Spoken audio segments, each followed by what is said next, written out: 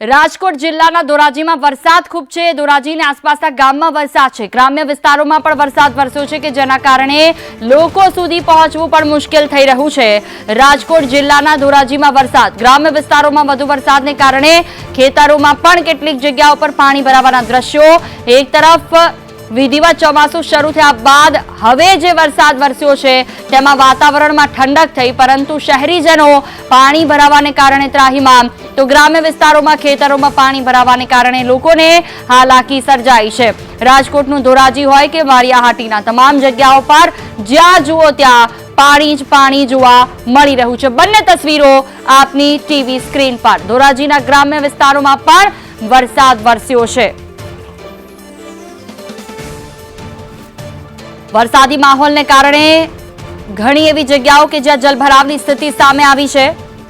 આસપાસના ગામમાં પણ વરસાદ છે। તમામ જગ્યાઓ પર લોકોને એલર્ટ કરવામાં આવ્યા।